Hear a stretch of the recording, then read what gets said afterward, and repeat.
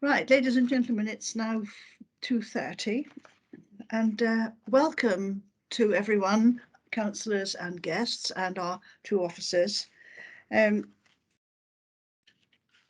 Because this is not in person, Layla Nicholson, one of our administrative officers, will explain to you the protocols that exist.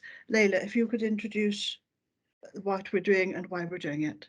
Okay, thank you, Chairman. Good afternoon, everybody. Welcome to the Sedgemoor District Council's Grants Award Subcommittee. The meeting is being held as an advisory meeting and will make recommendations to support the Leader of Council to take the final decision in line with powers vested to the Leader in the Constitution, noting that the Grants Award Subcommittee is a subcommittee of the Executive. Hopefully those present will hear the meeting. However, in the event of a technical failure, the Chairman will adjourn the meeting and set a new time to reinstate the meeting. Please note this is being recorded. All members of the committee should have their video on, or pictures, cameras on, but will remain muted until the Chairman invites them to speak. All members of the press and public will remain with their cameras off and muted. Those that have registered to speak, the Chairman will let them know when they can make their presentation. The format of the meeting will be as per the agenda published, and for each application, the Chairman will ask the members of the committee to propose and recommend a course of action, and these will be sent to the Leader of Council for his determination. The Chairman will now ask the officers and councillors who will be taking part in this meeting to confirm that they can see and hear us and to introduce themselves. Thank you. Thank you, Layla. My screen is blotted out by the guest. And one more guest blotting the screen.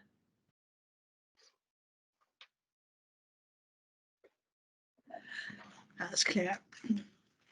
So good afternoon again. First of all, could I ask members of the panel to introduce themselves? My screen may well be a little different to yours. If I start in my top left-hand corner, Councillor Charlie Richards. Good afternoon, Charlie Richards from Cheddar and Shipham. I can see everything and hear everything. Thank you, Chair. Thank you. Councillor Julie Cordner. Good afternoon, Chair, everybody. This is Julie Cordner. I can see and hear everything. Thank you. Councillor Lee Redmond. Good afternoon, Chair. Good afternoon, everyone. Councillor Lee Redmond, Bridgewater Hamp. I can see and hear everything. Thank you. Thank you. Councillor Alan Matthews. Yes, good afternoon, Chair. Yes, I can see everything. Thank you. I'm Councillor for Highbridge and Burnham Marine. Thank you. Councillor Brian Bolt. Good afternoon, everybody. It's my name's Brian Bolt, ward member for Cannington and Wemden, and I can see and hear everything. Thank you. Councillor Graham Godwin-Pearson. Thank you, Chair. Graham Godwin-Pearson here, Axvale. I can see and hear everything. Thank you. And now our supporting officers. You've already heard from Layla. Rob Semple is our administrating manager for this panel. Could you introduce yourself, please, Rob? Thank you, Chair. Rob Semple, Community Safety and Resilience Manager for Sedgemoor District Council, and I can see and hear everything. Thank you. And there is one other officer present as an observer. Would you introduce yourself, please? Emmeline Kay, Together Team Project Lead. I can see and hear everything. Thank you, Chair. Thank you and welcome to our panel. Thank you. Councillor Keane, can I just remind you, you've got a legal officer as well? Oh, sorry, and our solicitor is Dorothy. I can't see you on screen. Good afternoon, Chair. Dorothy O'Farrell, Legal Advisor to the committee. Thank you. I can see you. Can you hear us okay? Yes, I confirm I can see and hear everything. Thank you. Have we spoken to everyone at our panel? Now, first of all, are there any apologies for absence? Thank you, Chairman. I've received apologies from Councillor Polly Costello. Thank you. there is another member of the panel who's not here and we've not heard. So I think, yeah. The minutes of the previous meeting were previously circulated. Does everyone agree that they are a correct record? Those who don't agree or wish to abstain, would you please make yourself known?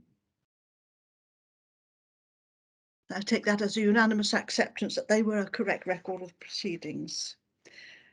We have not been notified of any urgent business. I've got things coming in the corner here. And public speaking, the members of the public who've registered to speak, I will ask them to make their presentation at the point where their particular application is to be heard. Declarations of interest from panel members, please. So, as no declarations of interest. So now we can go to the grants, and at this point, could I ask Rob to introduce not only to the panel but also to our guests the system that we have and the amendment to the criteria that has been made recently. Chair. Yes. Chair, some of us will have just a normal declaration of interest of being ward members for particular projects. But Dorothy, are you happy with that?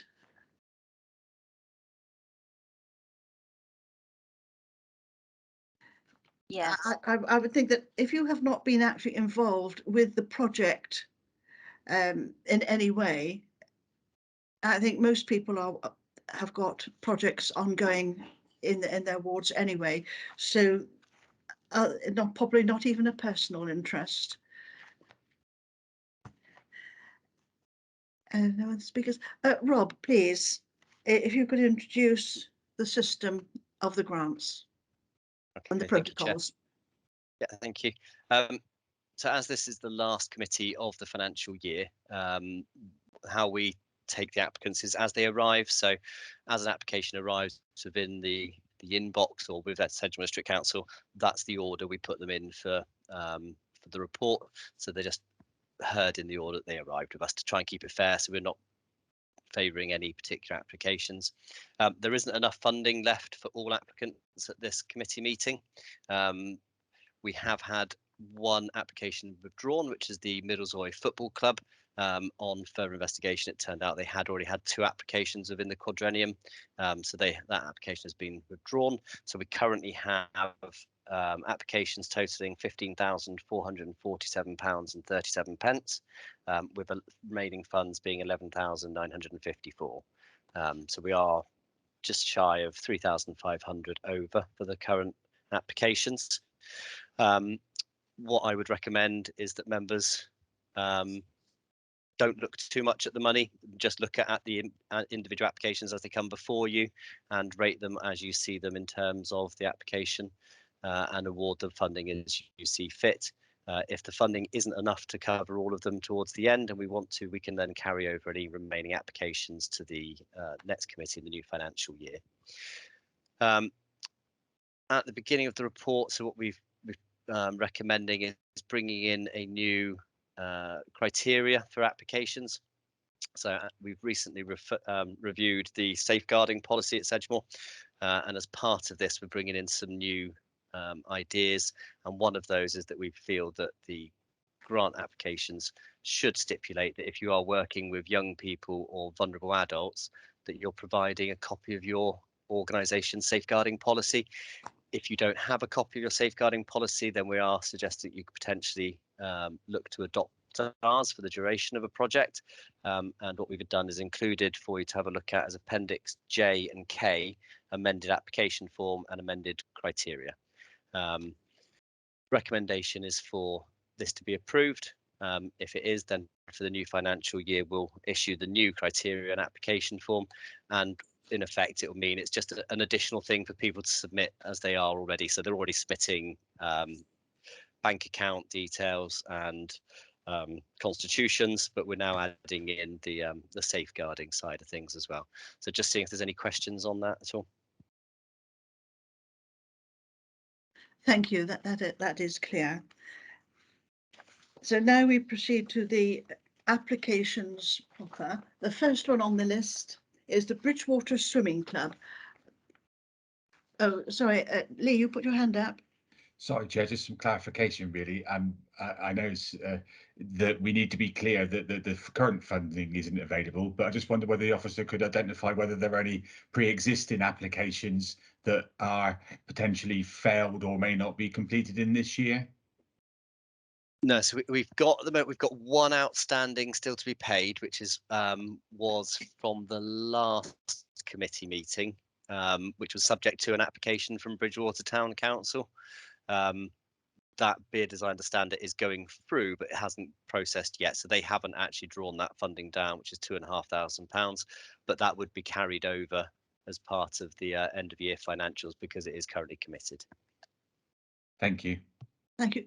Charlie, you have a question?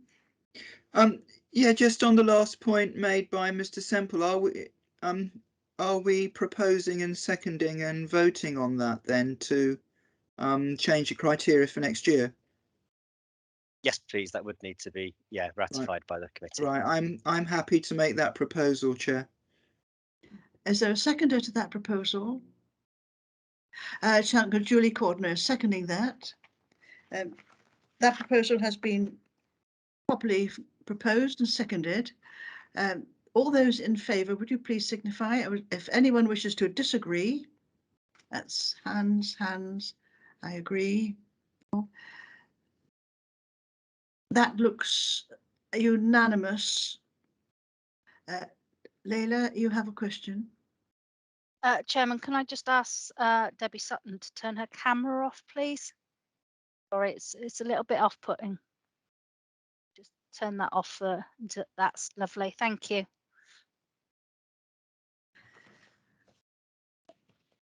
No more questions. So, no, now straight into the Bridgewater Swimming Club. Rob, could you present this, please? Yeah, okay, so we do have a speaker for this one as well. Bridgewater Swimming Club, long established club in Bridgewater, good membership. An application before you today looking at new starting blocks and backstroke starting grips. I'm sure somebody else can explain that in a lot more technical terms than I can. But yeah, a good local club, and I'll pass over to the speaker to present their application to you. Is that Donna Chillingworth? Are you there? I am, thank you. I'm actually standing in for Ricky Hayes, who is the head coach for the swimming club. He's taken a well-deserved holiday, so I did say that I would happily come on and speak to you guys. So my name's Donna Chillingworth. I'm part of the committee for the Bridgewater Amateur Swim Club, and I'm also a mum for a swimmer.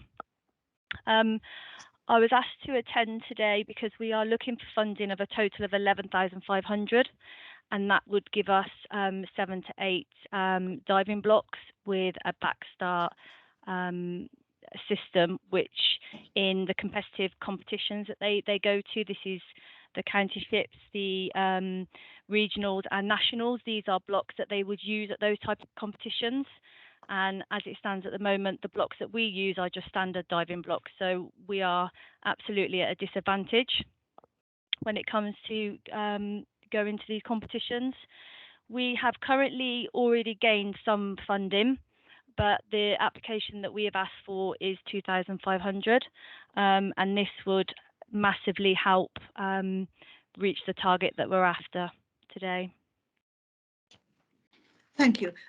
Members, are there any questions you would like to ask Ms. Chillingworth?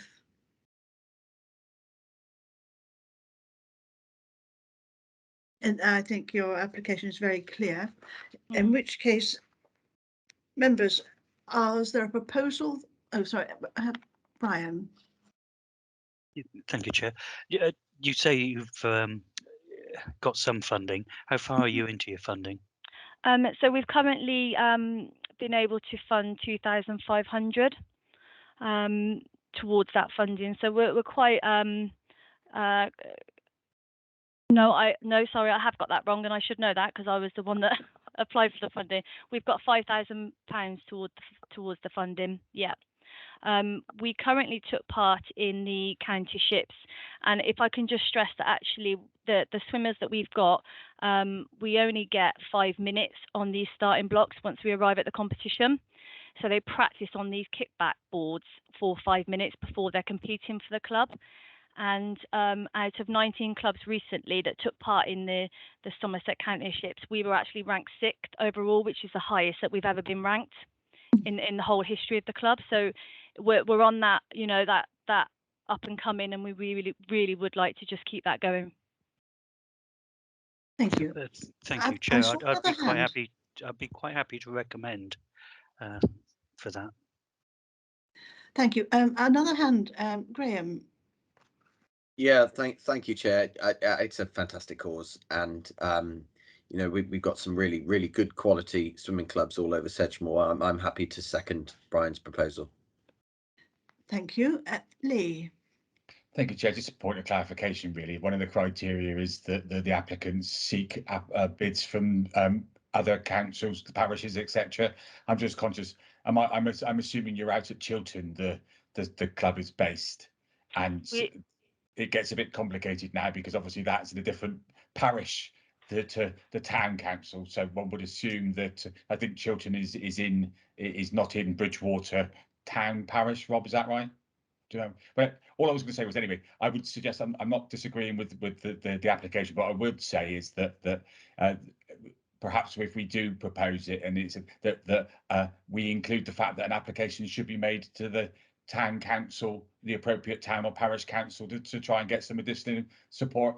I think is a wonderful bid. I think it is something that we should, and I'm not saying that it needs to be conditional on the town or parish providing the money. I'm just saying that if they can make an application so that we can at least meet our criteria, that would be acceptable to me, Chair. Thank you. You would like, as a request, put into any letter that is sent after this committee. Rob, you have a comment to make? I was just actually going to come in almost on what Lee was saying, because it does actually state in the application that they are going to apply to the town council, but it hasn't actually yet been submitted. So I was just going to ask Donna if there was any update on kind of timescales of that, or whether it was something that was in the pipeline. So at the moment, I believe Ricky is looking into that. I would just like to say that we do have a lot of swimmers that come from all over Sedgemoor. So I did apply, and I didn't apply, but I inquired into the Cannington Parish Council, because we do have a lot of swimmers from this area, and we were very nicely knocked back on that straight away. It wasn't even, you know, an application was allowed. It was knocked back straight away at that point. I see. Thank you. Brian, is that a legacy hand, or have you wished to come back? Definitely legacy, and my apologies, Chair. Okay. Rob, is yours a legacy as well? Oh, I think Rob's having connection problems at the moment. This application has now been proposed. It has been seconded. May I have your agreement, or in fact, it's easier if those who disagree to say so. If no one disagrees or abstains, then it would be a unanimous acceptance. Leila? Sorry, Chairman, I just need to make sure we're not including Lee's proposal as part of the Lee's suggestion, sorry, as part of the proposal, as they've kind of answered your suggestion. No, I think as Lee was saying, when we write to the applicant, if his comments were added merely as a request. It's okay. Well, I think as Donna is here, she can take that message back, and I think she's already explained they've already in that process and have made applications to other parishes, so I don't think we need to include it. So I think I'm just dragging things out. Shut up now. Thank you. So that is £2,500 has been agreed unanimously to the Bridgewater Swimming Club. Thank you very much. Yes. Rob, is that a legacy hand, or do you want to come back? No, so it was a legacy hand. I got kicked out and then had to get back in, and it was stood up. Sorry. Sympathies. Thank you. Thank you, Donna, very much for visiting us, and our good wishes go to the club. Thank you very much. Thank you. The next applicant is the Burnham Bookfest, and we do have a speaker, but Rob, could you introduce this, please? Thank you, Chair. Yeah, so this is a new organisation, voluntary group that have been set up to organise the first book and literature festival for Burnham. The total project cost coming in at about £6,600. Grant request is £2,500, and we feel it fits the criteria in a couple of different ways, actually. So we've got community activities, so it's it's developing new activities for people to get involved in the local community, and through the arts, literary arts such as creative writing and poetry. So I think it hits criteria nicely. And then over to our speaker to introduce the project properly for you. Mr. Price, are you there? Hello, yes, Hello, and welcome. Thank you. I can see and hear everybody as well. Right, thank you for considering our application. We set up late September, I think, and at the moment there are 8 of us. We all live in the community around Burnham and Highbridge, and somebody else who originated the committee had identified a sort of gap in the market. There were other festivals that took place in Burnham and Highbridge, like Bosfest and Eat and so forth, but there wasn't anything like a literary festival. We include Highbridge, by the way, in our plans. It's just that Burnham Bookfest has a nice sort of ring to it. And our planned programme of events for our first festival takes place between the Princess and the library. So it's very much in Burnham to start with, but we are trying to involve some activities at the Moorlands Hub. And is it Janet McPherson that we've been dealing with? Somebody that probably is better known to you. And our plans basically are to have a festival which includes things like readings and keynote talks from authors, some workshops involving both children and adults. We're launching the festival with a competition which is actually open until February the 28th, with 3 different age categories for both poetry and short story writing. Very excited to tell you all that we've already had about 107 applications. We've got a website, we've got a Facebook presence. I'm just reading the figures for Facebook. I think 6,400 views already on our Facebook page. I think Rob told you what our budget's about £6,500 at the moment. We've applied for 2,500. Programme is being prepared at the moment. We've got a few possible headline speakers who are sort of Bristol area-ish published authors, but we're catering for unpublished authors as well. We've met with local authors. We had a big meeting the other day. We invited about 15 people, 7 people turned up in terrible weather, and we're consulting with them in terms of what they might want to come of the festival, what their involvement might be, and so forth. A very, very productive meeting that was. So that's it in a nutshell. Does anybody want to ask any questions? Thank you very much. That's an excellent presentation. Thank you. Members, does anyone wish to ask Mike any? Oh, Charlie. Yes, thank you very much, Mike. Thanks for the presentation. Can I ask a couple of things? First of all, well, they're both about money. It's 2 months to go before this festival, so yes. I would guess that at 2 months you must have most of the speakers, etc., in place. So in terms of fundraising, from what you say you've already got, you've probably got about half the money in place, is that right? And then my other question is, in terms of income during the festival, I mean, it's quite, I know literary festivals I've been to, you know, one buys a ticket to go and listen to an author talk about his book. Is this what you'll be doing? So you will be raising some money to pay back some of the 6,000 that you are having to pay out? Firstly, the only money I think that I'm not the treasurer, but the only money that I know that we have guaranteed at the moment is somebody very generously gave us £1,000 the other day. We also have a grant application into the HPC, one of the HPC funders, and we've asked them for 3, but we still haven't heard back from them. And we've also applied for a vaguely £500 from Seed, and they're going to pay some of our expenses for that.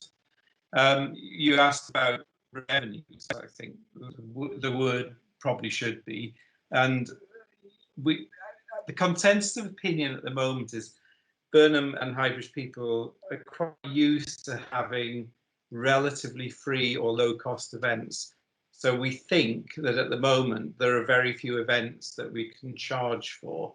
And if we can, and if we do charge for them, things like the headline speakers, we probably only charge very modest amounts of money relative to their expenses and honorarium. So I hope that, sorry, it's a very, that's quite vague, because whether we get grant money or not decides what our program is. When we know what we know we can afford in terms of program, we can then look at that in terms of where we can generate little bits of revenue.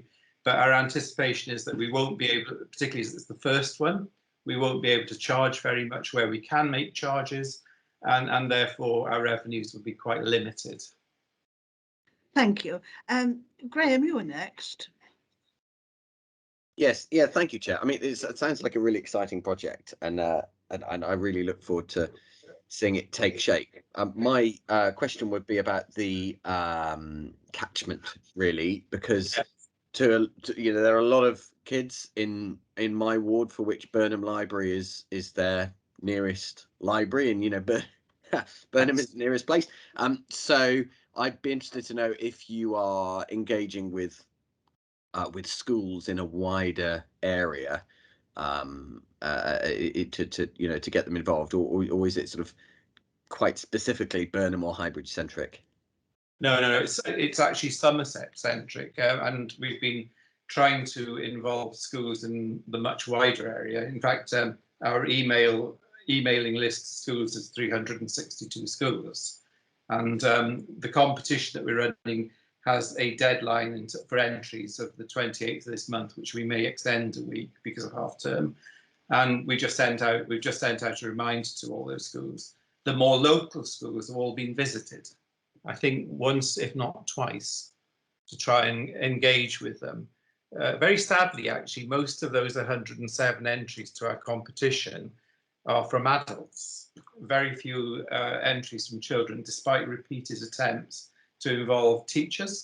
Is there a literary coordinator, I think, in the schools? I'm trying to involve them as well.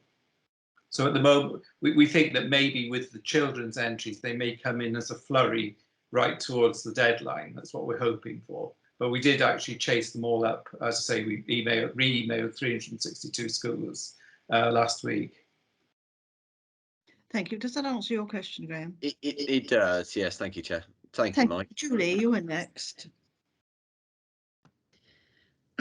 Yeah, hi. I really liked what you said about the supporting adult literacy. Yes. Because obviously that's an area which is probably quite underfunded, actually. And, a lot of speaking to somebody who works in the prison sector, a lot of the people actually in prison have, yes, either cannot read and write, or, very low literacy levels. So I was just wondering how you're going to kind of support that. You mentioned, just get it up, that you're developing a plan to incorporate some form of ongoing adult literacy training. Yeah, we similarly see a great opportunity here, and we know, and we've been trying to get figures out of the Literacy Trust, because it's very difficult to get specific figures for small areas like TA8, TA5 and so forth, TA9 and so forth. But we know there's a literacy problem, and we thought one way of bridging each festival might be having something between the two festivals, which is an ongoing program. And we've thought about much more accessible book clubs, or some form of thing which is less threatening. Book clubs are a bit highfalutin, a bit highbrow for most people. We're thinking about things that perhaps using the Mall and Centre or something like that, where people could have one-on-one or one-on-many type support. But instead of tackling entire books, they could perhaps tackle sort of smaller areas like a chapter or whatever. So they're sort of very much the genesis of an idea at the moment. And I've been in contact also, but haven't yet had a reply yet, from some other charity that runs adult literacy programs. But that would be our sort of idea of bridging the actual festivals. And within the festival, we would try our best to cater for people that are frightened of reading for whatever reason and want to start to read. Okay, I hope that answers. Thank you very much. Can I draw your attention to the fact that one of the BBC's presenters, Jay Blade, has a programme concerning learning to read at the age of 50, which is very courageous, but also desperately needed. And he's been successful. Yeah. Are there any more questions for Mike? No. In that case, thank you very much for the clarity of your presentation. Now, may I ask for a proposer? You're asking for 2,500. May I have a proposer? Graham, is that a proposition? I'm happy to propose it in full. Yes, thank you. Thank you. May we have a seconder? Lee, is that a seconding? Just a comment, Chair, really. I'm happy to second the proposal. Just the caveat would obviously be, as has been indicated, that the event will go ahead dependent on the amount of funding that they have. So if it were once, obviously, if for any reason it was to fall, then obviously the funding would come back to us. But what I would say was I'd welcome a report back to this committee early in the next period, so that we can understand how it went, so that we can be ready to sing its praises or support it further. Thank you. Can all applicants are asked to do a report on their activity. Can I just answer that very briefly? Yes, we have plans to reduce our programme as necessary according to whatever monies we get. And also, in terms of the monies that we're spending now on administration, advertising and promotion, we're trying to do that from some of the £1,000 ring fence that we've already got. So hopefully we wouldn't spend any of Sedgemoor's money if it were to fail. Okay. Thank you. Now, this proposal for the £2,500 has been proposed. It's been seconded. If anyone wishes to disagree or abstain, could you indicate, please? No, in that case, I'm happy to tell you that has been unanimously accepted, and we wish you all that's best for it. Well, thank you, everybody, and I hope that we can deliver. Thank you. Okay, bye-bye then. Goodbye. Our next application is Towards Tomorrow Together. Rob, would you like to introduce this? Thank you, Chair. Yeah, so Towards Tomorrow Together provides support and resources for local people who have been affected by the death of a baby. This project and the funding is looking at aiming specifically around the service towards fathers and non-birthing partners, which I think is felt is slightly lacking at the moment. So it's a kind of specific resource around that, looking to provide a mixture of one-to-one sessions as well as a couple of wellbeing days out at Naroche Woodland. Total project cost coming in at 11,875 and £2,400 requested. And I will hand you over to, I think it's Mel, to talk about the project in more detail. Mel, good afternoon and welcome. Hello, thank you for inviting me to come along. I can hear you, and I'm hoping that you can hear me. Yes, very clearly, thank you. I just want to apologise for the dog that might pop on camera at some point. I enjoy it when I'm on calls. So I'm Mel Scott. I'm an occupational therapist. I've worked in mental health services for 20 years locally. and we experienced the death of our son Finley during labour in 2009, and at the time there was no support services at all. We weren't able to access baby loss support groups. We were supported very well by the hospital, but once we left the hospital there was no support, and certainly my husband wasn't able to access and still has never had any counselling or any support for him. Our application to you is for a £2,400 grant, but it's in the context of some rapid growth within the charity. So although it's a very small project, we're going to be developing a range of services within a resource centre locally for families too. So this is our first attempt to pilot a project to support fathers and non-birthing parents. We've done a lot of research over the years, had a lot of contact with dads, and we've learned that there are things that dads are happy to join in with and things that dads are not so happy to join in with. We've tried a number of things over the years, but we really recognise that coming together and having a cup of tea is not perhaps, and a chat is not perhaps something that appeals to them. So we're moving along the lines of kind of green, spending time out in nature to improve people's well-being. So we're hoping that you'll be able to support us with the grant application. We'll use it as a pilot project, so we'll write it up after the Wellbeing Day, and we will hopefully use that to access more funding so that we can offer ongoing sort of 2 or 3 sessions a year for people. It is going to be open to Somerset wide, so we've asked for 50% of the costs from yourselves, and we'll reserve 50% of the spaces on the Naroche Day for Bridgewater based families. All of the one-to-one sessions will be restricted funding that will only be used for Bridgewater parents. Thank you. In the little box that says project cost, you've got some statistics. Are those statistics relating to services to individuals who have done, or are they the maximum that you have the capacity for? No, that's not the maximum that we have the capacity for. That's what we're planning to provide this year. Thank you. Ladies and gentlemen, are there any further questions you would like to ask Mel? Charlie?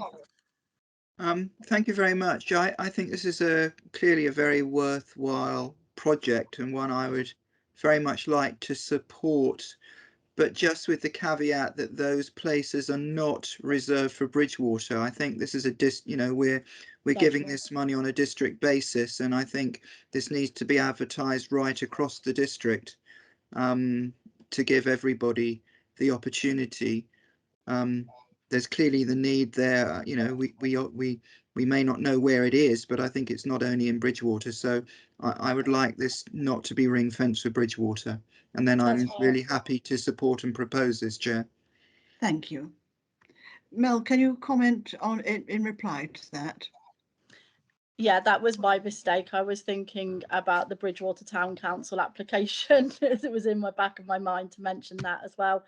Yeah, no, we're happy for that to be ring fenced for Sedgemoor, and I'll let the treasurer know. Thank you very much. Now, is there a seconder to this proposal for £2,400? Alan, thank you very much. Alan has seconded this. Graham, did you wish to make comment before we go to vote? No. I was going to second if Alan didn't. No. Thank you. This has been properly proposed by Charlie, seconded by Alan. Though, if anyone wishes to disagree or abstain, please could you indicate? No.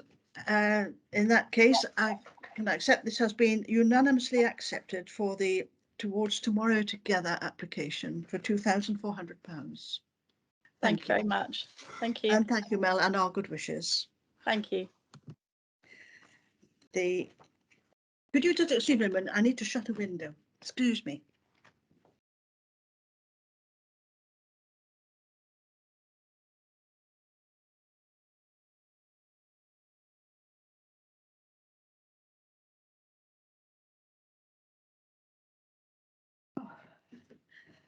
Apologies.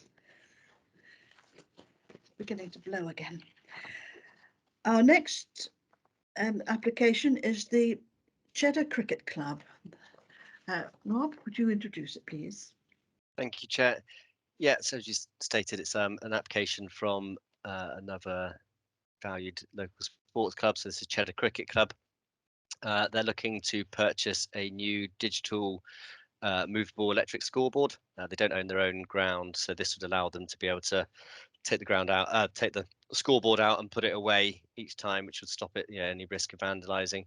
But also this would kind of bring them up to standards with other local clubs, which will help retain interest from the local young people that are joining the club. Other than that, I think, they are applying for, so the grant request is £1,799 and the total application, total project is 3,598. And I'll hand you over to Gareth, I believe it is, who can tell you a bit more about the club. Mr. Huddlestone, are you there? Yes, I am. Afternoon all. Yes, my name is Gareth Humberston. I'm the secretary of Cheddar Cricket Club and was the one who filled in the application. Yes, so we're really looking to improve what we can offer at Cheddar Cricket Club. We have a thriving junior section of our club there. I think it's probably fair to say that we punch above our weight in terms of club size, in terms of how well our junior teams do. Have a number of players in the county teams across the age groups, and we're really looking to nurture that talent and keep that talent, not just with the club, but also in the wider game of cricket.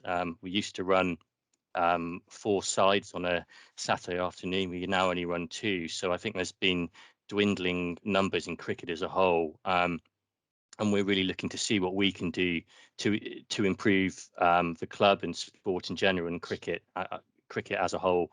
I think for us, it's really about bringing the junior players through. We have a thriving section of 4 to 11-year-olds, which is called the it's a ECB backed scheme called All Stars, and it's been really pleasing to see those really young players coming through, boys and girls coming through for the club, and we're really trying to come up with a plan to keep them involved in cricket. And we feel that if we can enhance what we have there as a club in terms of playing conditions, it will not only keep those players interested in cricket, but hopefully look to help us build our club and to improve the level that we are playing at as well. We looked at the best ways to achieve this and engaged with the Somerset Cricket Board, and that's how I came to find out about this grant and the reason why I'm sat here with you today. I think, those were the main points, and I'm happy to answer any questions. Thank you. Thank you. It did occur to me looking through your text. Have you been in contact with Sported? We haven't. No. You may find that very helpful, because the people that I've met, that they are very, very keen, especially when there is such an emphasis on young people. Members, are there any other questions you would like to ask Gareth? Graham. Thank you, Chair, and thank you, Gareth, for taking the time to come and speak today and for putting the application together. I'm a big fan of local cricket, and it's a really wonderful facility that you've got there, actually. Do you know what though? There's something romantic, isn't there, about manual scoreboards in a village cricket club? So I know those days are gone, I'm sure. But I'm fully supportive. My query is about when this scoreboard is taken away at the end of each session and stored away. Where will it be stored? Will it be properly insured where it's stored? Have you accounted for that? Yes, so we have lockable space there as part of the actual pavilion. So the plan would be to store that in there. Yes, yeah. One of the things we were thinking about by the fact that it is movable is that there's been a number of things which have been vandalised down there. We had some cricket covers previously which were vandalised as well. So we're looking to to do something there as well in terms of some vandal proof covers if there is such a thing. So yeah, I think it was important for us that we could move it somewhere so that it was kept safe. Definitely.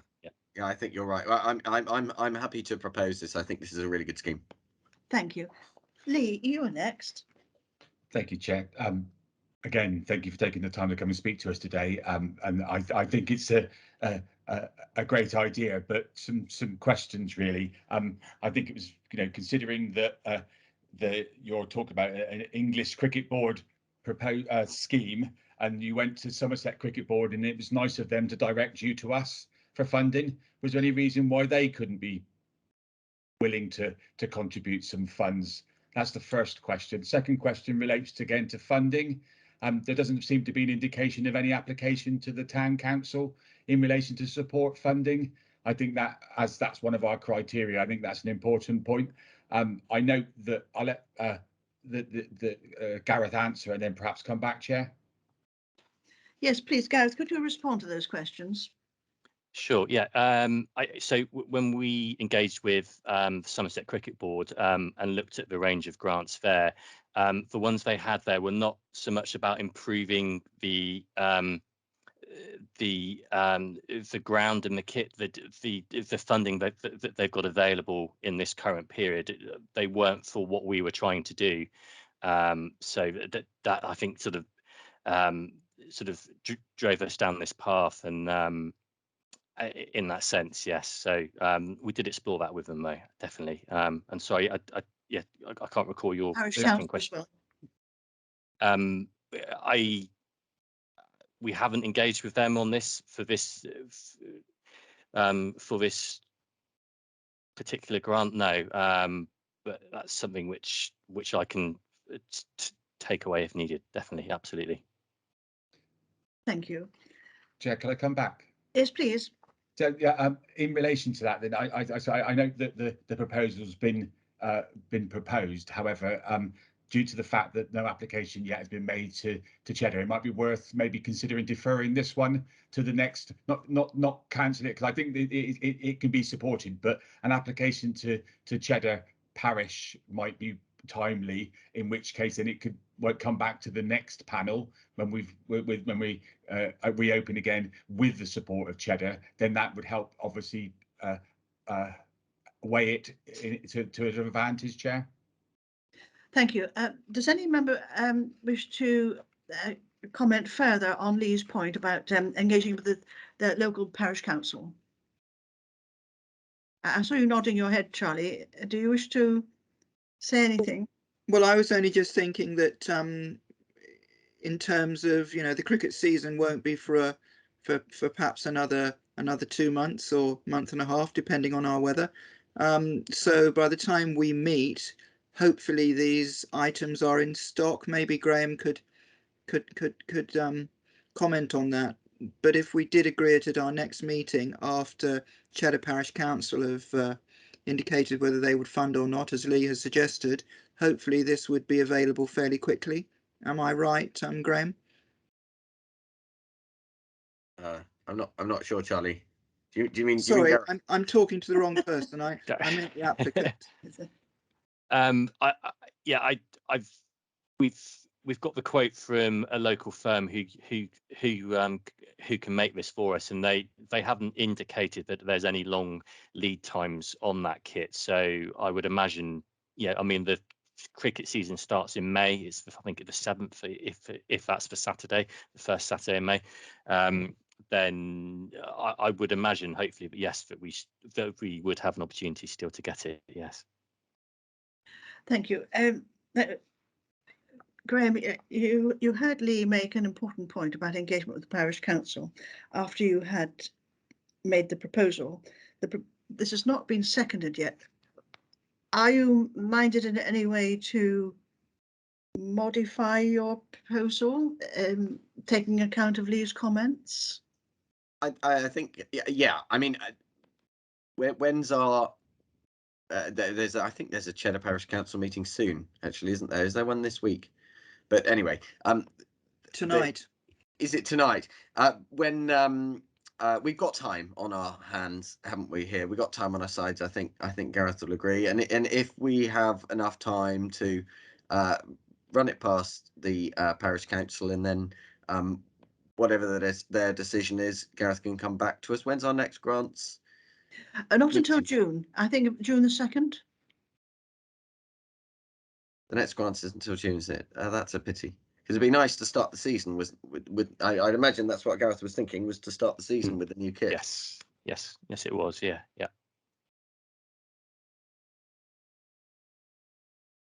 Members, how do you wish to proceed on this? Because Lee has made an informal suggestion. Brian. Thank you. Is it a requirement that the local parish or town council needs to be contacted prior to requesting a grant? Rob, could you guide us on this, please? Yeah, so grant applicants are expected to approach their local town or parish council to seek funding. Your decisions aren't based on if they are specifically given funding, they just have to have made that approach, because sometimes, some of the parish councils don't have funding to distribute. But yeah, the application does state they are required to make contact. So if I could, Brian, did you wish to come back? So Rob, within the application, you've got it all in front of you. Have they actually made the application to any of the parish or town councils or anywhere that covers that area? No, not at the moment. So they haven't actually fulfilled their requirements for the. I'm not trying to be difficult, but if we've got a list of requirements and they haven't fulfilled every tick in the box, then it's possibly that this is a bit premature. Thank you, Brian. Lee, would you like to come back on this? It's only a small point, Chair, and just to, I'm not saying we dismiss this. One of the things but we've already made a minor exception with the first one. I think the fact that they had considered and are willing to make an application is separate. So I'm just careful that obviously that we set a precedent here. So the one we did previously, they've indicated in their application that they would be seeking additional. So they've met part of that expectation. This one doesn't say anything at all, and all I'm suggesting is that we give them an opportunity. We're not dismissing it. We're not saying it won't come, but if we give them an opportunity to go to the appropriate parish, then that would meet our criteria, and there wouldn't be a problem then. Thank you. Graham, you wish to come back? Would it be acceptable to amend the proposal to suggest we grant the money on the condition that the club approaches the parish council? Rather than a deferment? Rather than a deferment, which would miss the start of the season. Brian, you wish to come back? Yeah, I like Graham's idea there, because it fits in with the previous agreement. I also understand where Lee's coming from. This isn't something that we want to. It isn't to be kicked into touch. It's the fact that we've got somebody that's doing one almost retrospectively already. Is this something that we can actually put as a condition? Perhaps that's something that our legal advisor can. Dorothy, would you comment on this before I go to Lee, who is the next questioner? Yes, it is for members to make their own decisions, but I have to say I'm in agreement with Councillor Redmond's view that the application is, to all intents and purposes, premature because there is no evidence of an application being made, and it can be distinguished from the previous application because the applicant actually said we will be making an approach to the parish council. So it's not a legal decision, but my opinion would be that we should be deferring this because we have not met the criteria in full. Thank you, Dorothy. Lee, that gives you some measure here. The solicitor took the words out of my mouth. Then are you prepared to make this into a formal proposal that this application be deferred until the next round? Yes, Chair. That would require Graham to Councillor Goodwin Pearson to withdraw his proposal because his proposal was in first. I know it wasn't seconded. I'm just trying to be sovereign. You almost got my name right there, Lee. Nearly, very nearly, very nearly. Yes, I think we've sort of backed into a corner a little bit in the sense that the application isn't quite complete, although it might be seems to me to be a bit of a technicality. But yeah, happy to withdraw my proposal and replace it with a deferment. Thank you. Lee, that is a formal proposal. And is that, Graham, are you indicating that you second that? That this is deferred until the second round? Yes, yeah. Thank you. As this proposal has been proposed to be deferred until the next round, properly proposed and seconded. If anyone is in disagreement or wishes to abstain, could you please indicate? Excuse me. No comments there. So in that case, that this Cheddar Cricket Club be deferred is unanimously agreed. Thank you. Gareth, if you privately speak to Rob outside of committee, he will perhaps give you more guidance. Sure. Yeah, I didn't mean to waste anybody's time. When I filled in the form, I asked the question around yes or no around funding, and I answered no, but explained what I'd done. So I didn't mean to put something in front of you which wasn't ready. If that's the case, that wasn't what I was. Yeah, that wasn't intentional. Chair, forgive me. Could I just come in, Gareth? You haven't done anything wrong. Don't. It's just our procedures and what we're saying is just give the next time you'll come back with it ticked and it'll be looked on more favourably. Sure. Thank you. Graham?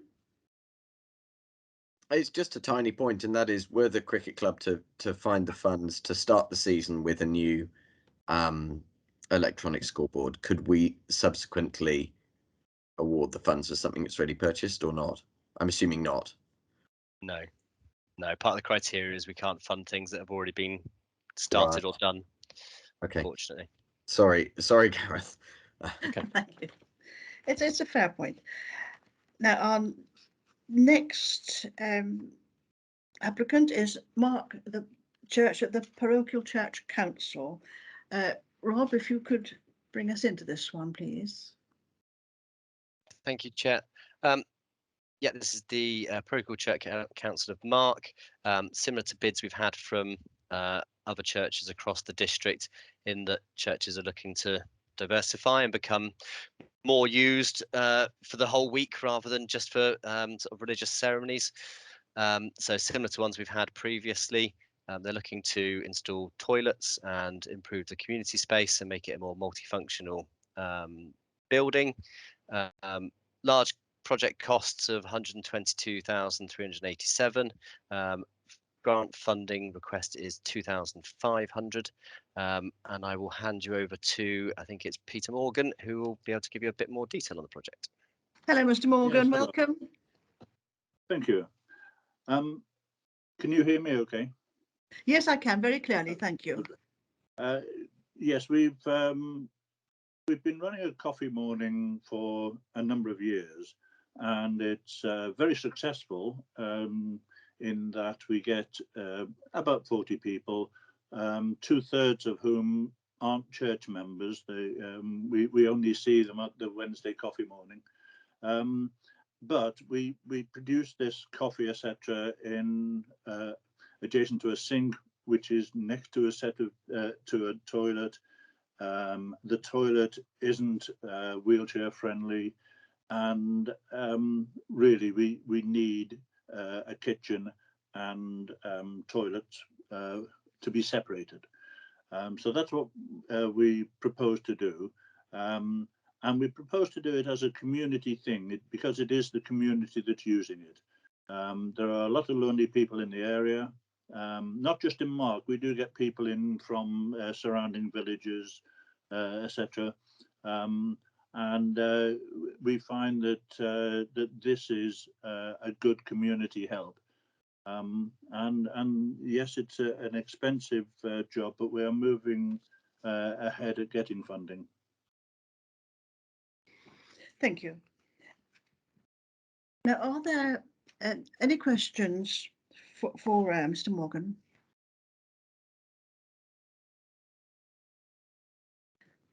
No.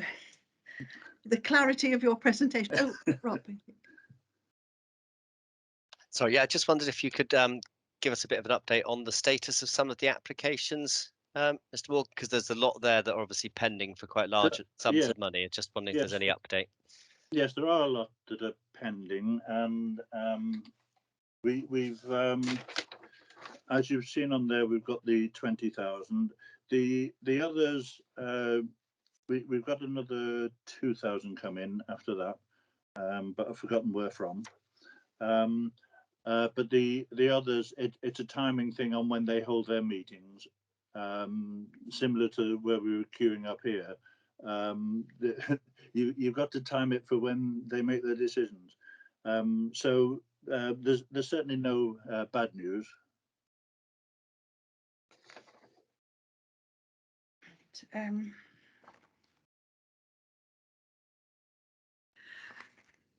Charlie, your hand's up, yes. Yes, thank you. Mr. Morgan, in Hi. terms of the totality of the ambition of this project, will you be looking to do it in phases? If you don't get the whole, what is it, 122. Yeah, if say you got 50,000, would you be able to do part of it usefully and then construct it in such a way that when you get the next 20,000 or the next 30,000, you can get towards the ultimate goal? Because I'm just thinking, if I just we can do it that way. You don't think you can? No, the big expenditure, or the most difficult part of this job, is the drainage. Yes. Because when you're looking at a really old building, etc., it is difficult to put drainage systems in, and that applies to the toilets and to the kitchen. So it's one of those things that we've got to take a bold step and do the lot. We have just done a project to move the font out of the way to make this more viable, and that project is complete. So this one has to be in a single bite, I'm afraid. Okay, and Chair, can I just ask Mr. Morgan as a supplementary, do you have any expected start date? We haven't picked a date yet.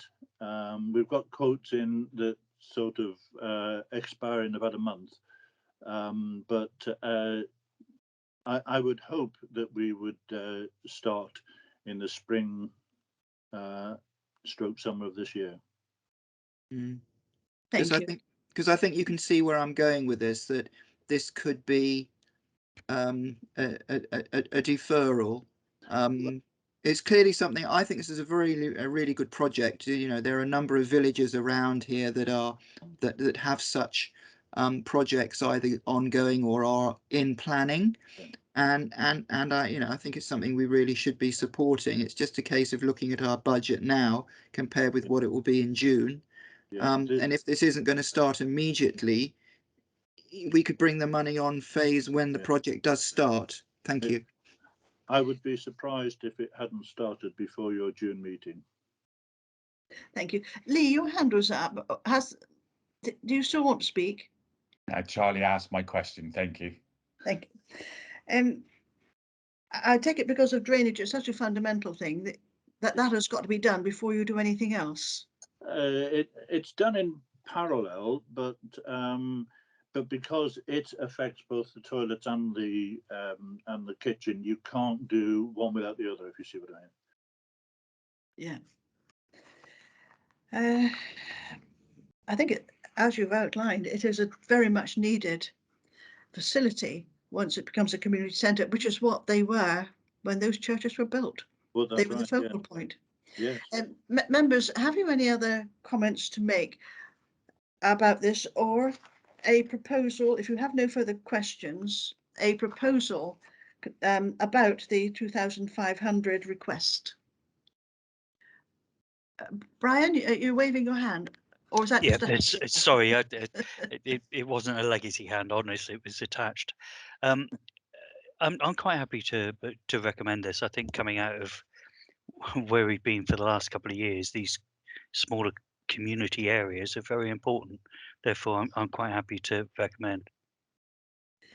Thank you. Now that's a proposal. May I have a seconder? In which case I'll happy to second. Oh, Charlie, you're seconding this? Thank you. So this has been properly proposed and seconded that the Mark Parochial Parish Council receives £2,500. If anyone is in disagreement or wishes to abstain, please indicate. Now, in that case, I would say from your silence, this is a unanimous agreement that the request is granted. Thank you for coming to us, Mr. Morgan. Thank you. The next application is the Sydenham Boxing Club. Before we actually start with that one, Bob, what is our running total? I make it that we've got £2,054 left. Someone shout if they think I'm wrong. Right. So I'm just turning down the page. Sydenham Amateur Boxing Club. Could you lead us into this, Rob, please? Thank you, Chair. Yeah, this is an application from the local boxing club, looking to provide equipment, basically. So some club boxing shorts, new bags, gloves, that type of equipment, and a gym speaker. They've noticed they've picked up on the numbers of young people that are coming to them recently, which is a really good thing. I think, especially with the issues that the county's got at the moment around things like county lines and all of those types of behaviours, knife crime and stuff. Boxing's a really good, or any sport, to be honest, is a really good diversionary tactic and to get the young people involved in. You will notice for this one that, so when they put their first application in, I don't think they're used to applying for money that often. So they had put in an application for the full amount of funding rather than the half. So we've gone back to them and corrected them on that. So they've now applied for the half, and we've advised that they do need to then look to go for the town council for some funding as well, but they hadn't at the time of speaking, because I think it was a we kind of surprised them a bit with going back to them to say that actually you can only apply for X amount, which is the 50%, and we've made them aware of the town council funding. So we've asked them to put in an application there as well. Sorry, Councillor Redmond, have you got a question? No, I was just waiting for you to finish, Rob. Sorry. Right, cool. No, right, no worries. Yeah, so as I say, they've put in an application for £948.37. You'll see from their finances, they're not a club that's flush with money, but they're long running, and personally speaking, from the kind of work that I do and the other side of what I do, which is community safety, these types of things in the community, it's in a really deprived community, they're really worthwhile. But there is that element of the town council bid hasn't gone in yet because they were unaware of what they needed to do until we spoke to them. Other than that, over to members. Lee, do you wish to progress this? Yeah, it's a couple of points really. When I read the applications previously, I made an inquiry to the town council and to the town clerk specifically to see whether they've actually made an application.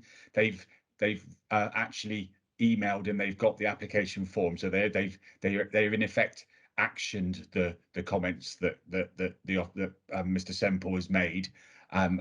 So in effect, they've they're making that step towards it. And personally, I'd just like to say, as Rob has indicated, the criteria that it meets and the need in the Sydenham community is great for it, and the work they do is amazing. So should the committee be willing to accept, and subject to a full application going forward to the town council, that I would like to propose that we grant this in full. Thank you. Is there a seconder for that, or any further comments? In which case, then I'm happy to second that from the chair, as I'm the secretary of a long-standing amateur boxing club up here in Highbridge, and I endorse everything you say. The work they do and the beneficial effects to the young people, boys and girls, all ages, it is beyond calculation. So, Brian, did you put your hand up and then withdraw it? Yeah, I was going to second it. Their application's pending, so it fills the full criteria. Thank you. Now this has been properly proposed and seconded that the Sydenham Boxing Club receive £948.37. If anyone disagrees or would like to abstain, please indicate. No, and no one's indicating, so that is unanimously accepted. That if they could be informed, it's just a pity that there was no one here to talk in detail about it on their behalf. Thank you all. And the last one on our list is the Down to Earth, which have you all received the amended application, which I think came in yesterday? Robert, could you take us through this, because there's just quite a long explanatory note here. Yeah, so it's worth just exploring. We're down to £1,105.63 at the moment, so we don't actually have the full amount available for this application if members are minded to grant it, but maybe that can be in discussion at the end. This is a group that are looking to do arts for everyone, previously funded by Sedgemoor back in for stage 1 of this project, which was funded, I think that was back in 2019 or 2020. The stage 2 is looking to deliver sessions around people with physical and mental health challenges, including dementia, delivered from Victoria Park Community Centre. Looking for 2,500 of a £5,150 project. The updated version that members were sent included the accounts, because that's the part that we were still waiting for. So we'd had the accounts included, which I think we might need a little bit of explanation on, because I'm not 100% clear on them, because they do state that some money on this project potentially has already been spent, but I'm not quite sure what that means. So hopefully Debbie can give us a bit more information about that in a second. Other than that, Debbie, if you could just give us a bit more around this project, and also on your application, you mentioned that stage 1 that funding had been given towards had been delayed due to COVID. Just checking, has that actually happened yet, or is it still delayed? Thank you. Thank you. I'm Debbie Sutton, and I'm asking for 2,500 for stage 2. The funding for stage 1, we've had £1,000 approved from Bridgewater that we haven't yet received. So I think we have 4 more sessions that we're still delivering, which we'll complete by April the 6th. So it is still part way through for that one. Thank you. You're welcome. Art for Everybody is art sessions. Primarily, they're social and art in dementia-friendly sessions. And what we found is that there's a need beyond dementia, and we have had somebody attending who's had a traumatic brain injury. And we're now wanting to open it up for all types of people as part of a social prescribing network. And we will be applying to Bridgewater Town Council and the Recovery College to support this as a project as well. We provide drawing sessions that are where we challenge people individually so that we can adapt to the various stages and changes that happen to people through as dementia develops. We've had very good feedback from participants and also from their families and carers for this. So I also have Chris Morton here who will answer questions if there's questions on the financial side of things. Thank you very much. Members, would you like to discuss or ask questions? And don't forget that Debbie has got 2 companions with her. Excuse me, moving my voice.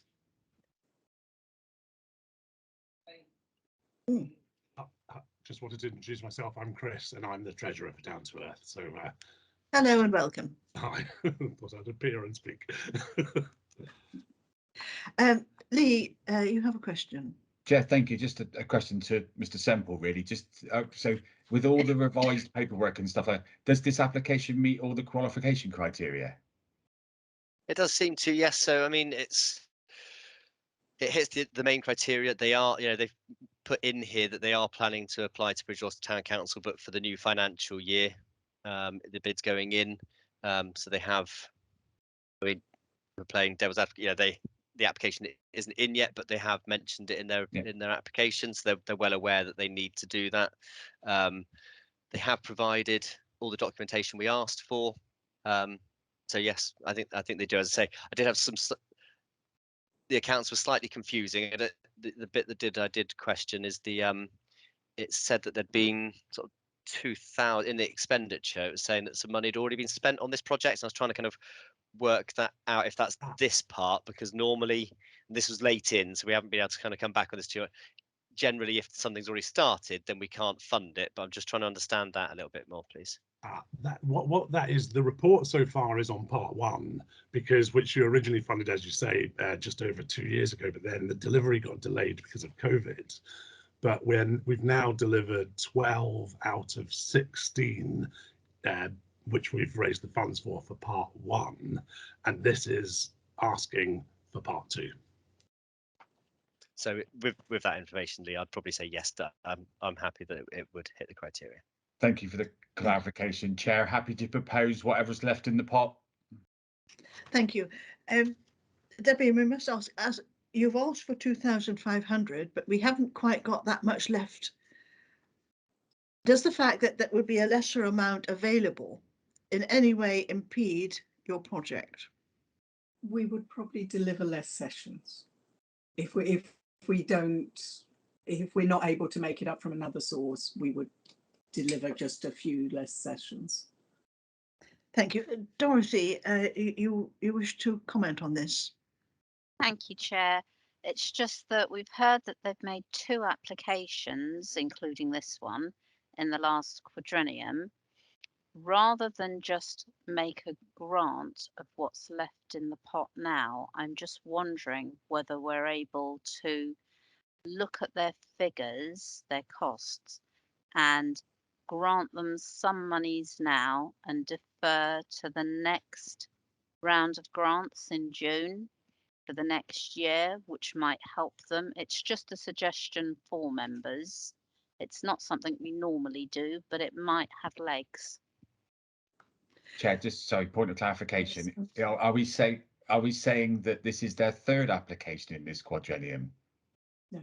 No, that's okay. That was fine. That was a little bit because No, it's the 2nd application. The first one, yeah, you've already seen. Yeah. Thank you. You've heard Dorothy's suggestion, members. What are your views about splitting it? Brian? I think you might be just going to cover the question I was going to ask. Is Dorothy saying if we grant it now, then the little chunk that's missing is going to come out of the next amount that we're given on grants. Provided they can make another application, should they be minded to, in the next year, then that would work. But I'm not convinced that they can. Leila, you have a I don't- comment. Chairman, they can't make I can't hear you. Sorry. no, they can't make another application after this one. This is their second one within the quadrennium. Exactly. Rob, your hand flashed up and then it went down again.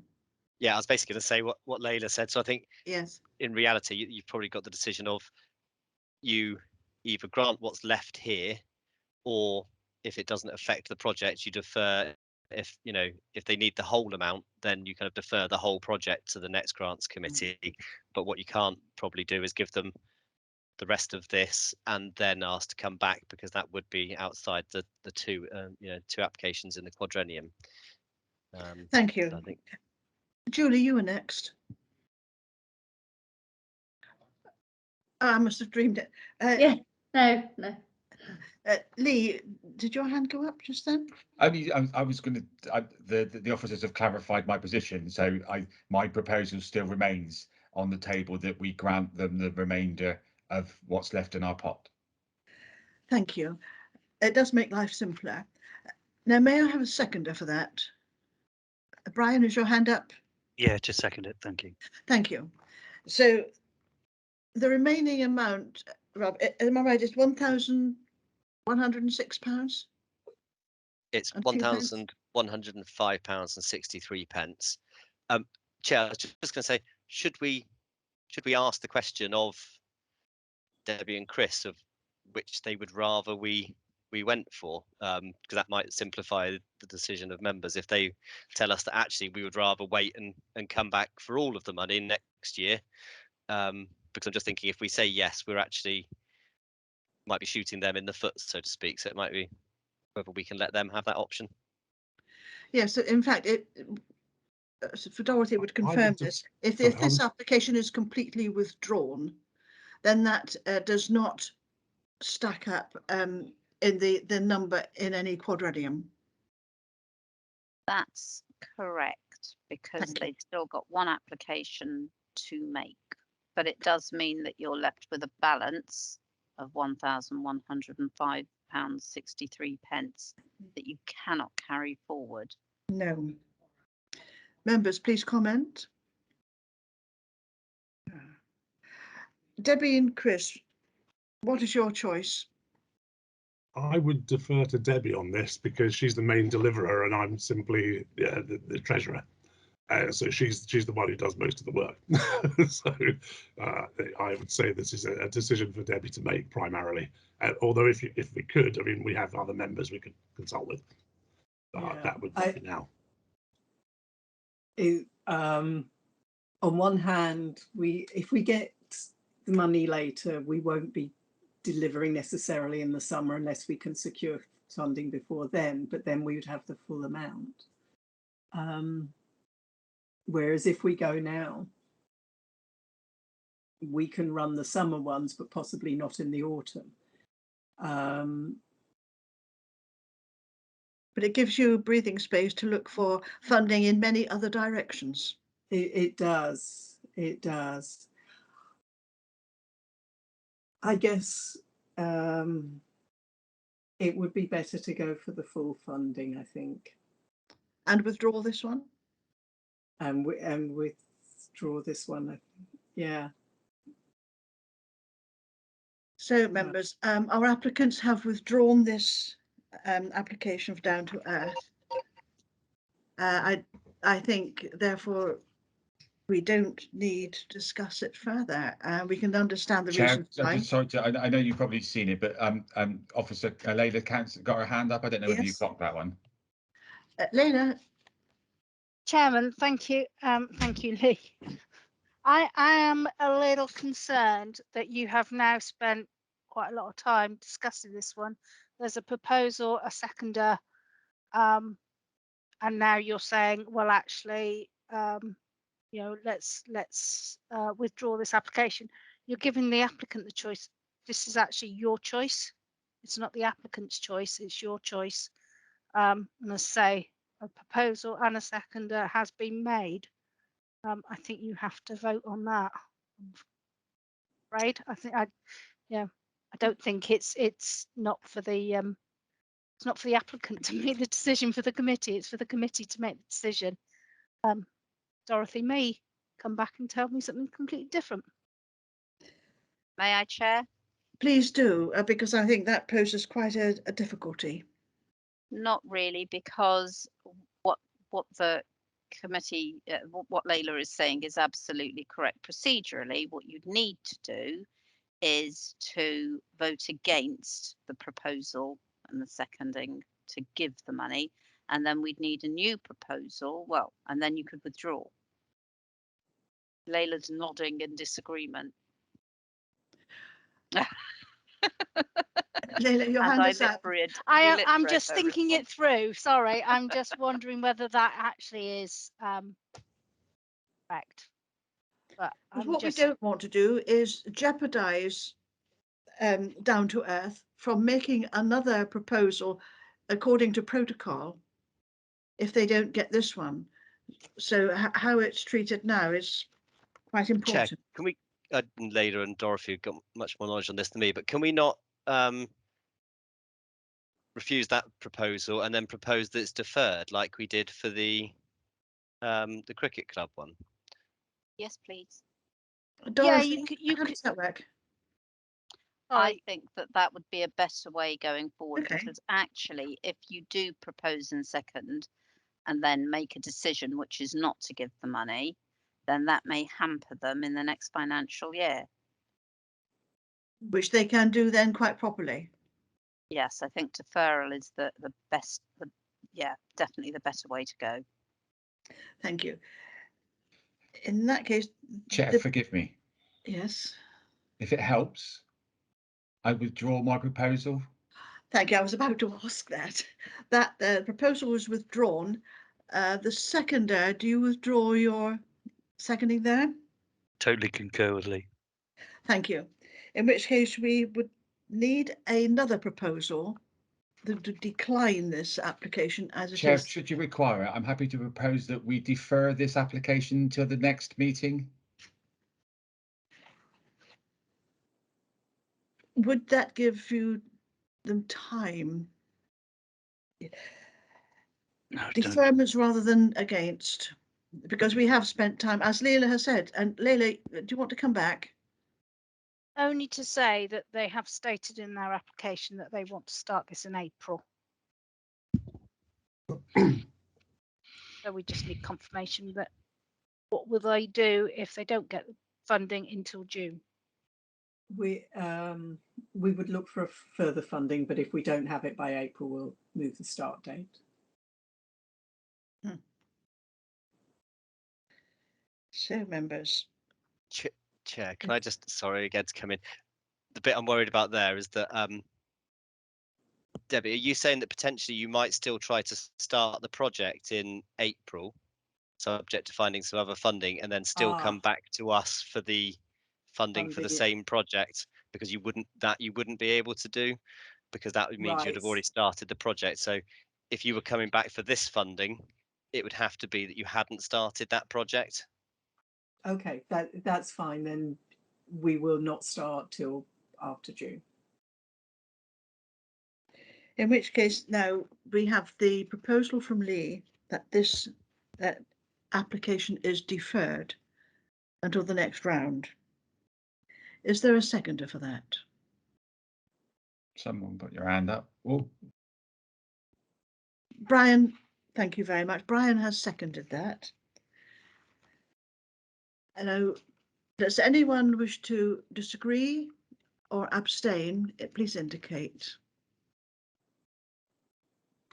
No, in that case, Down to Earth application is deferred until the next round, which will be heard in early June. Thank you both for attending, and I'm sorry it was not quite as you hoped. Can I ask a quick question?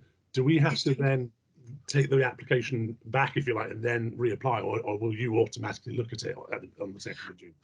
I think the officers would prefer that this be reapplied in with the new format, with the site amended format, so that it's heard with a completely fresh mind when it comes back in June. Am I right, Bob? I mean, there's some bits I think we'd want updated. So we'd want you to update on if you've put in the town council application, for example.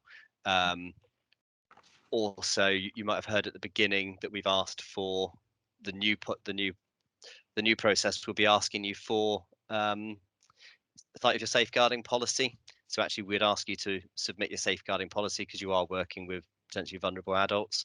Just that we've got sight of that. But in essence, we could just transfer most of the information, the forms over for you. We'll just need any updates kind of closer to the time. So we will put that in the folder.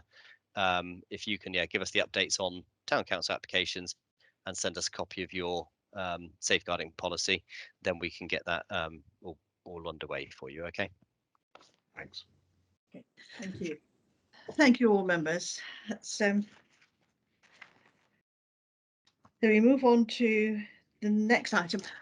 In fact, before we started, Rob did take us through the criteria and the community activities, etc. So there's no need to go back over that, and we can go then straight to item number 7, which is the RLT2 funding.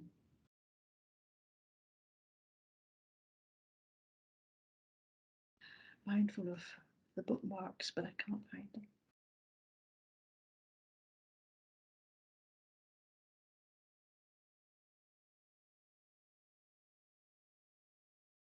There's a lot of it. Here we are, and it's in landscape form. I put it on page 40.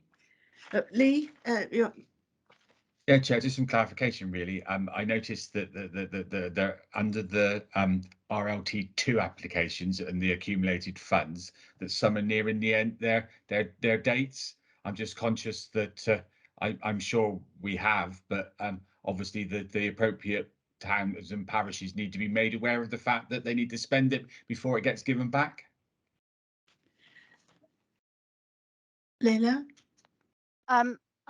From my understanding, I think they are actually informed, I think possibly quite frequently, as a round robin type reminder that monies are. I mean, the only problem obviously some of the parishes have is that they are quite small, and they don't have that facility. They haven't got a facility that they can spend the money on. So yeah. I get that, Chair. It was just that as long as we're seen to have let them know, the last thing I would want is for this committee to be accused of not telling me I didn't spend my money fast enough.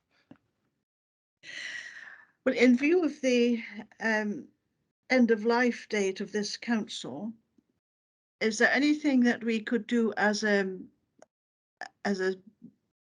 panel to send a circular to all of the parishes so that they can see for themselves?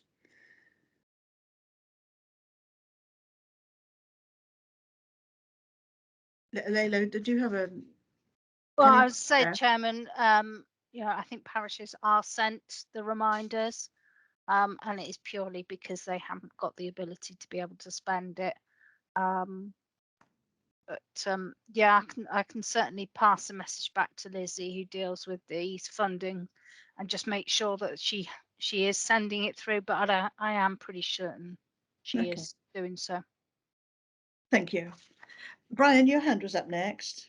Yeah, just a quick one with regards to that. Does this funding all cease at the end of Sedgemoor?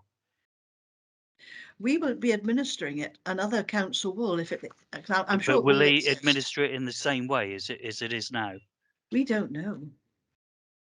I didn't know if that had already been covered. That was all. I don't think this part of the new council's responsibilities are yet on the discussion list.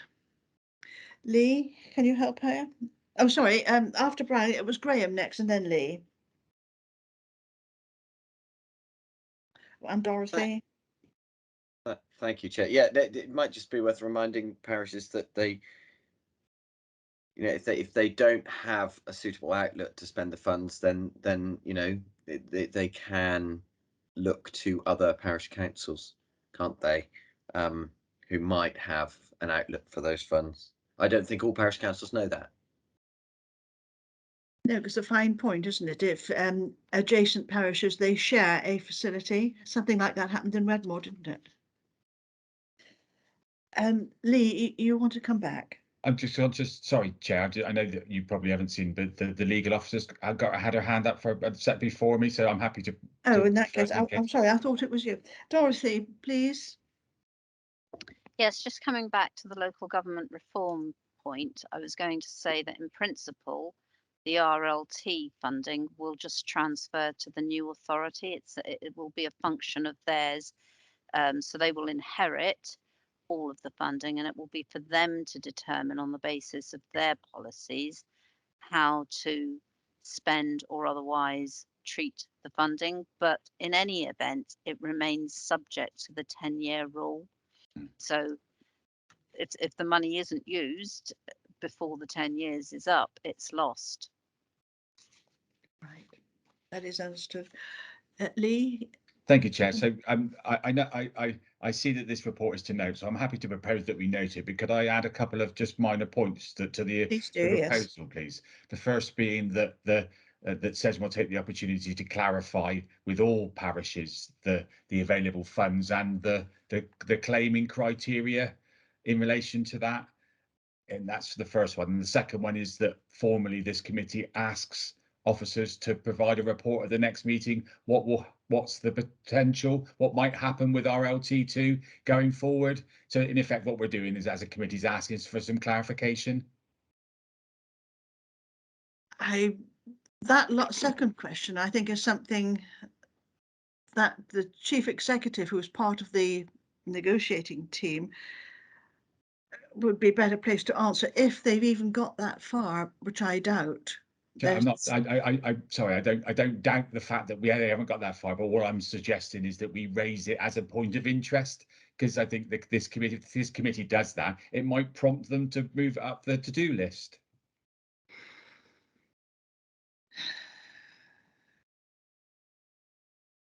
If we don't ask the question, we'll never get the answer. That was my thought. We can certainly ask, because this is public money, and the smaller parishes, there are very modest projects that perhaps could benefit within a short time scale if they were sort of nudged into becoming aware that the clock is ticking. And as I've said in another working party, we know what we're doing. We don't know what will happen, or the thinking or the priority list of the new council, or even their method of organising things yet. Charlie. Yeah, just for clarification, in the instances of parishes which are now a number of years over the 10-year cut-off, is that money still listed as available because the developer hasn't noticed it's gone over the 10 years, so hasn't asked for the money back?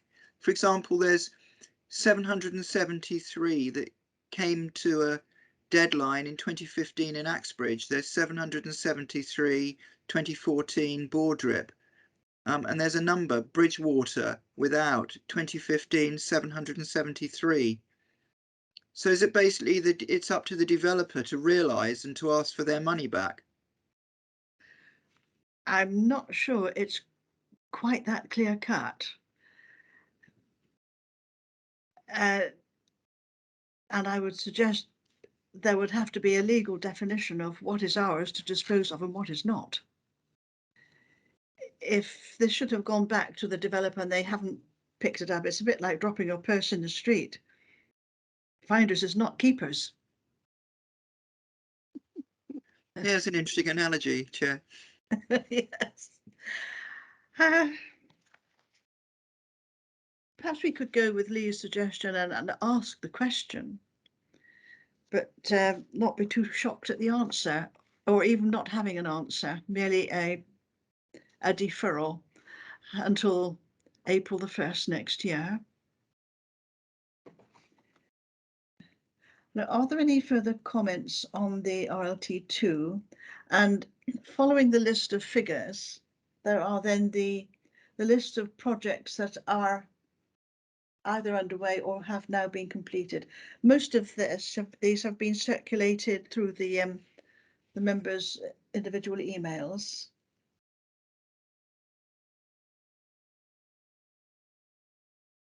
They're all very, very substantial projects too. Well, that comes to the end of the business.